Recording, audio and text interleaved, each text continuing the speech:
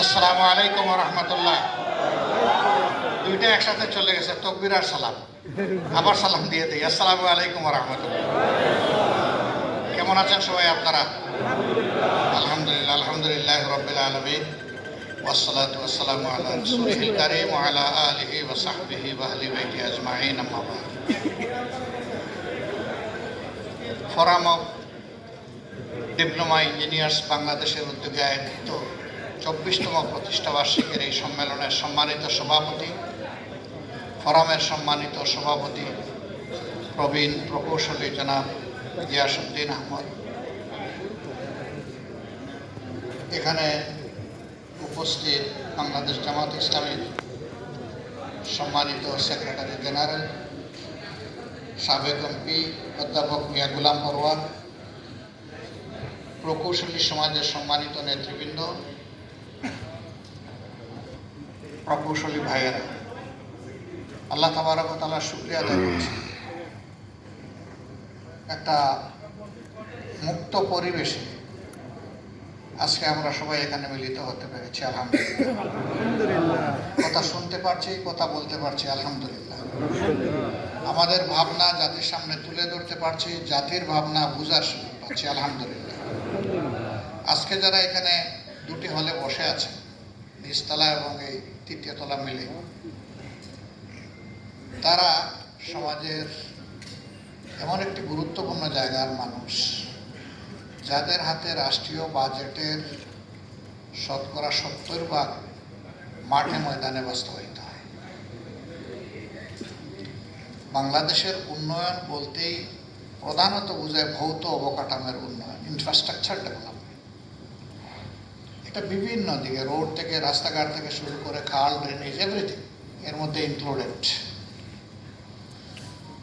মাটির উপরে যত উন্নয়ন হয়, কাঠামোগত উন্নয়ন, এই সবগুলা আপনাদের মাধ্যমে বাস্তবায়িত হয়। আমাদের দেশে কারিগরি শিক্ষার 3টা লেভেল রয়েছে। একটা রয়েছে ভোকেশনাল, তাদের ডিগ্রিটা, তাদের শিক্ষার মানটা একেবারেই প্রাইমারি লেভেলে, কিন্তু হাতে কলমে। তারাও সমাজের উন্নয়নে অবদান রাখে, কিন্তু তারা দক্ষ, অভিজ্ঞ যারা তাদের গাইডেন্সে চলে। এরপরে ডিপ্লোমা ইঞ্জিনিয়ার্স যারা, তাদের জায়গা।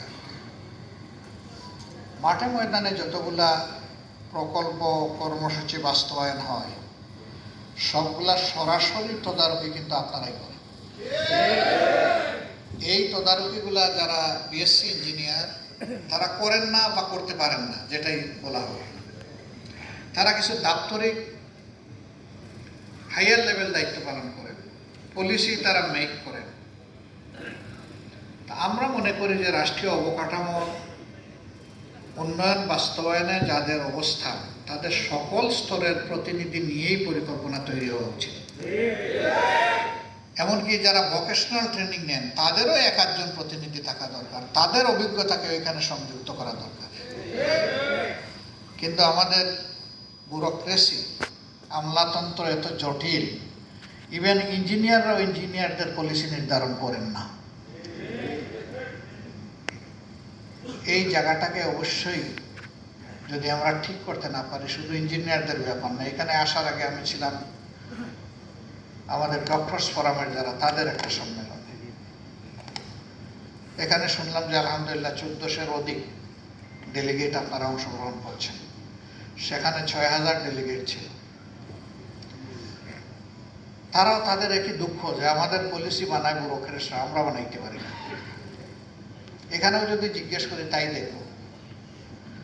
এখন আমাদের ব্যুরোক্রেসি, যেটা সিভিল ব্যুরোক্রেসি বা অ্যাডমিনিস্ট্রেটিভ ব্যুরোক্রেসি, তারা অবশ্যই দক্ষ, এই ব্যাপারে আমার কোনো সন্দেহ নেই, কিন্তু তারা সর্ববিষয়ের বিশেষজ্ঞতা না।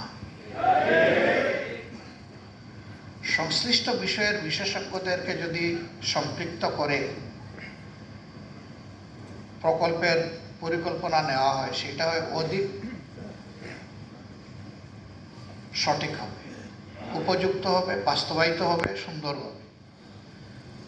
এমন এমন পরিকল্পনা মাঝে মাঝে আমরা দেখি যে একেবারেই বাস্তবতা বিবর্জিত। সেখানে কোনো ডাইনামিজম নাই, সেখানে বাস্তবতা নেই। আমরা বাস্তবধর্মী একটা সমাজ চাই। 26টা ক্যাডার আছে বাংলাদেশে, এর মাঝে 25 ক্যাডারের প্রতিনিধিরা কিছুদিন আগে আমাদের সাথে মিলিত হলেন। তাদেরও কষ্ট যন্ত্রণা খুব অনেক। সবার একই কথা, আমাদের রিলিভেন্ট সার্ভিসের জায়গাটায় আমরা আমাদের পলিসি বানাইতে পারি না, আমরা আমাদেরকে প্রমোট করতে পারি না, মেলে ধরতে পারি না। এটার অবশ্যই বিজ্ঞানভিত্তিক সমাধান প্রয়োজন, বাস্তব সমাধান প্রয়োজন। সমাধানটা কে করবে? এখন যারা দায়িত্বে আছেন দেশের, তাদেরকে ক্ষমতাবান বলা যাবে না। তারা অল্প কিছুদিনের জন্য দায়িত্বে এসেছেন। একটা গণ অভ্যুত্থানের মধ্য দিয়ে জন আকাঙ্ক্ষার প্রতিফলন তাদের মাধ্যমে কিছু জনগণ দেখতে চায়। কি চায়? কিছু মৌলিক বিষয়ের সংস্কার চায়, যাতে করে এই সংস্কারের মধ্য দিয়ে আগামীতে আবার কোনো স্বৈরতন্ত্র কায়েমের সুযোগ না থাকে, এবং যাতে একটা সুষ্ঠু নির্বাচনের মাধ্যমে জনগণের সত্যিকারের প্রতিনিধিতা নির্বাচিত হয়ে দেশ পরিচালনা করতে পারে। আমরা এই জন্য তাদেরকে যৌক্তিক সময় দেওয়ার কথা বলেছিলাম। আমরা এই ক্ষেত্রে এটা বলি নাই যে এই যৌক্তিক সময় 5 বছর হবে, এটাও বলি নাই যে 3 মাস হবে। আমরা বলেছি যে আপনারাও বিবেকবান, আপনারাও সুশিক্ষিত, আপনারা জন আকাঙ্ক্ষার দ্বারা তৈরি সরকার, সুতরাং আপনারা মানুষকে আশাবাদী করবেন, হতাশ করবেন না। তাদের কাছে এটাই আমরা চাই, সংস্কারটা সুন্দরভাবে করে যেন একটা সুন্দর নির্বাচন উপহার দিতে পারেন।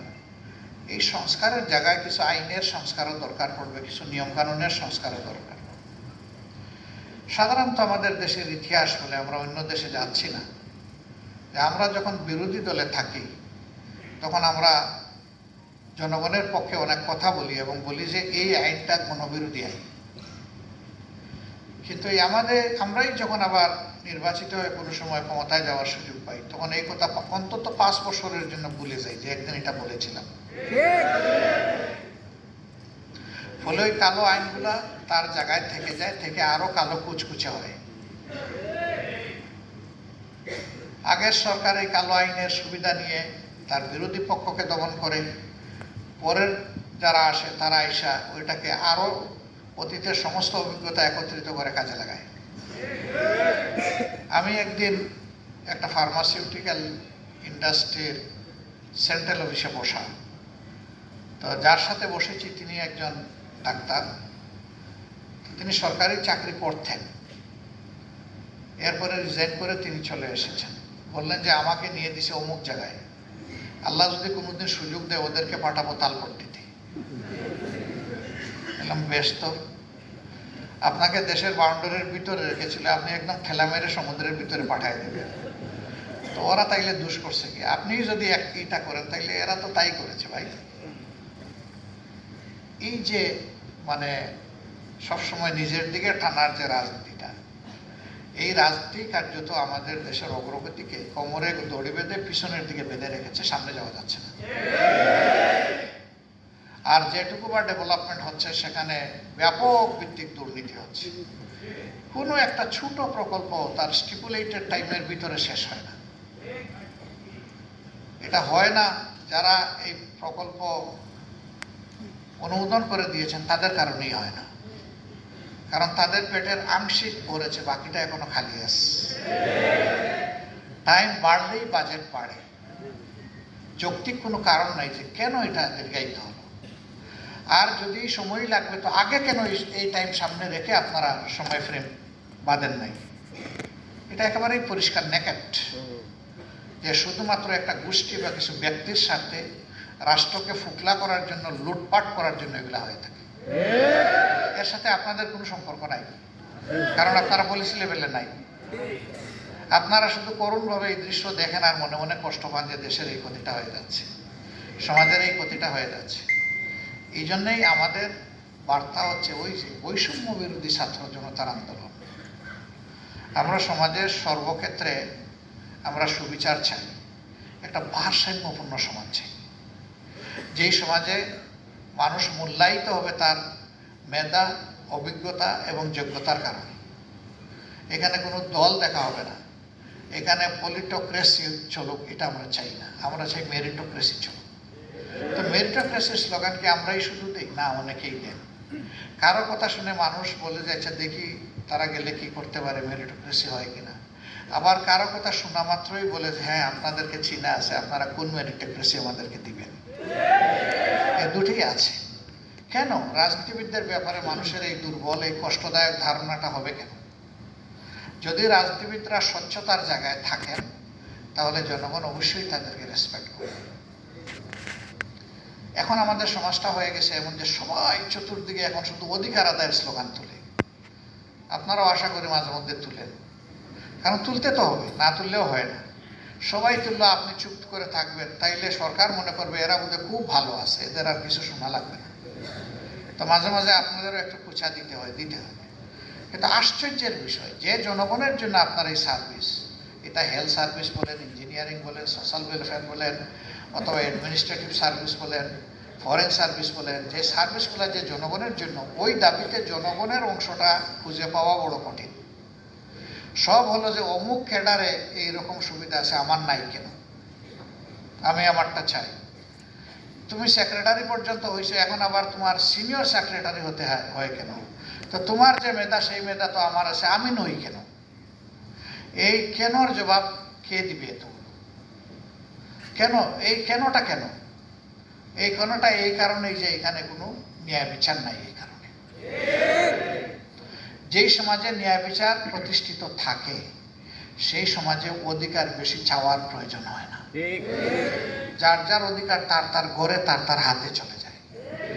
আর আমাদের দেশে অধিকার পাইতে হলে শুধু দৌড়াদৌড়ি করলে হবে না, স্পিড মানিও দেওয়া লাগবে। আমাদের দেশে একজন কি বলবো, কলঙ্কই বলবো, একজন কলঙ্ক মার্কা অর্থমন্ত্রী ছিলেন। তিনি বলছেন ঘুষকে ঘুষ বলা যাবে না, এটাকে স্পিড মানি বলতে হবে। এটা না দিলে কাজে স্পিড আসে না।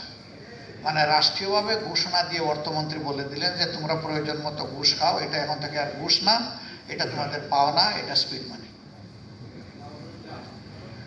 এখন স্পিড মানি লাগে কেন? স্পিড মানি দুইটা কারণে লাগে। বিভিন্ন সার্ভিসে যারা আছেন তাদের সামাজিক মর্যাদার বোধ লক্ষ্য করে জীবনটা স্বাভাবিক চলার জন্য তাদেরকে যেভাবে মূল্যায়িত করা দরকার, রিমিউনারেশন দেওয়া দরকার, সেইটা দেওয়া হয় না। ফলে তার চাহিদা পূরণ করার জন্য মানুষটা তখন যে খুব শক্তভাবে সততার উপর দাঁড়ানোর অঙ্গীকার করেনি, তখন কিন্তু ডান দিকে বাম দিকে হেলে যায়, হাত বাড়াতে শুরু করে। এরপরে একটা সময় আসে আর হাতও বাড়াইতে হয় না, হাতের মধ্যে অটোমেটিক্যালি চলে আসে। 2 নম্বর কারণ হলো সীমাহীন লোভ। Much and more I need. যদি জিজ্ঞেস করা হয় হাউ মাচ ইউ নিড, তাইলে তার কোনো উত্তর কেউ দিতে পারবে না। যখন আমার চাই, আমার লাগবে, তখন তার হাত শুধু উপরের দিকে উঠতে থাকে। পারলে সে আল্লাহর আসমানটা টাচ করে ফেলে বা ধরে ফেলে, কিন্তু কেউ কি পারবে স্কাই টাচ করতে? পারবে না। এটা হলো হাউ মাচ আই নিড, এটার সমাধান যে পারবে না। কিন্তু এই মানুষটাই যদি বলে যে without what I can do, কত কিছু ছাড়া আমি একটা সরল সহজ জীবনযাপন করতে পারবো, তার কিন্তু উত্তর আছে। তার মানে তার দৃষ্টিটা নিচের দিকে, হাত দিলেই সে মাটি পেয়ে যাবে, ধরতে পারবে। এই যারা how much I need or we need, এদের জীবনে কোনো শান্তি নাই। টাকা এদের শান্তিকে একদম কবরস্থ করে দেয়। কিন্তু without what I can do, এই ফর্মুলাতে যারা প্র্যাকটিস করে তারা অনাবিল শান্তি ভোগ করে। বাস্তব নমুনা দেখবেন, সারা দিন সকাল থেকে দুপুর পর্যন্ত একজন ঠেলাওয়ালা ঠেলা টানে, মানুষের মালপত্র টানে, গায়ের ঘাম ছড়ায়, তারপরে হয়তো ফুটপাতের একটা কলা আর একটা বনরুটি খেয়ে দেখবেন ওই ঠেলার উপরে সে ঘুমিয়ে পড়ছে। নাক ডাকাইয়া ঘুমাইতেছে। আর যিনি দুই হাতে কামাই করতেছেন, পারলে আল্লাহ 4 হাত দিলে সেই 2 হাতও কাজে লাগাইতেন, ওনার ভাই আর ঘুম হয় না। কত জাতের সিডেটিভ খায়, তারপরেও ঘুম তো ধরা দেয় না। কেন ঘুম হবে? কারণ আপনি তো যে পথে হাঁটছেন এটা ঘুমানোর শান্তির পথ না, অশান্তি।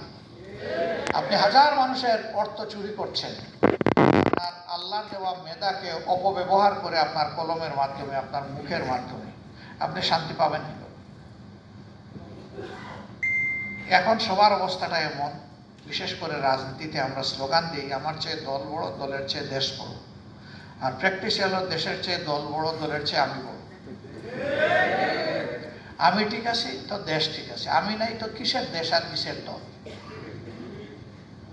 এই মানসিকতার পরিবর্তন না আনলে এই সমাজ পরিবর্তন সম্ভব নয়।